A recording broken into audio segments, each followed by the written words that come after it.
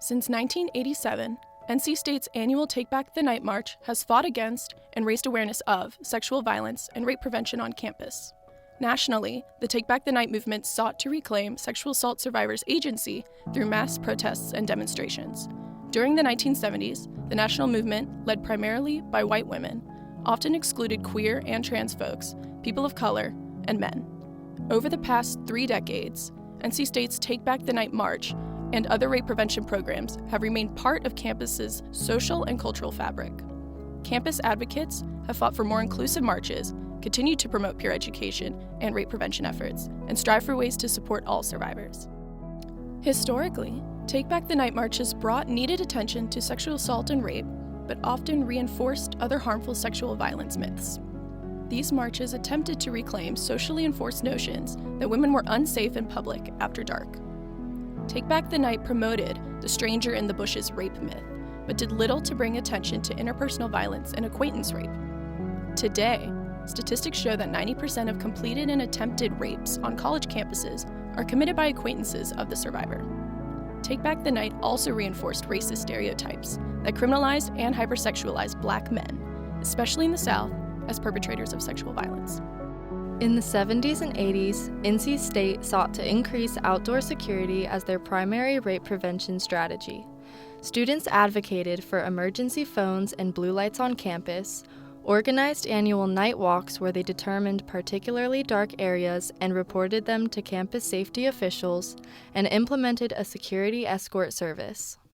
Prior to the first Take Back the Night march at NC State, campus advocates started to promote safety measures that focused on interpersonal violence. In a 1986 Technician article, a crime prevention officer stated, "We could light up the entire campus at night, and that still won't cut out the problems of acquaintance rape," which ushered in more conversations on campus around the role of consent, the effects alcohol can have on sexual violence, and pushing for rape prevention education into the dorms. In the early marches, Take Back the Night drew hundreds of students who assembled at dusk to march and chant across campus. Protesters gathered in the Brickyard where they listened to guest speakers, encouraged survivors to share their experiences through a speak out, and held a candlelight vigil. Throughout the 90s, student groups that were excluded from the dominant national narratives around sexual violence fought for representation in states' marches and awareness efforts. Black sororities, fraternities, and student orgs invited keynote speakers to the African American Cultural Center to address cultures of silence, stigma, and underreporting within their community. Leaders spoke at and helped organize Take Back the Night marches. They also advocated for rape prevention education through the Black-led student newspaper, The Nubian Message. Queer leaders in the Bisexuals, Gays, Lesbians, and Allies student organization also spoke at marches and advocated against campus's dominant, heteronormative discourse around interpersonal violence. In 1991, Rape Prevention Education Services secured institutional support through the construction of the Women's Center. In 1995, NC State participated in the nationally recognized CLOTHESLINE project, which it continues to support today. In 1999, the Molly Hayes Galander 24-hour support hotline, now the Sexual Assault Helpline, was created. Since 2008, the movement Interpersonal Violence peer educators work to promote survivor advocacy, education, and prevention efforts that confront rape culture on campus.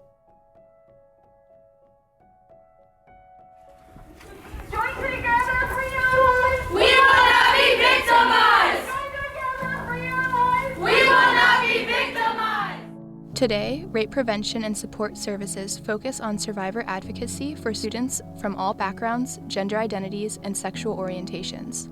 The Women's Center has trained advocates who support survivors of interpersonal violence in understanding their options in navigating healing and recovery through crisis intervention and emotional support, research navigation and referrals, accompaniment to court, student conduct hearings, academic and housing accommodations, reporting options, and financial assistance. Rape and interpersonal violence remain prevalent issues on campuses across the nation. Understanding the history of rape prevention efforts at State helps to better serve all survivors as we strive as a community to end interpersonal violence on campus.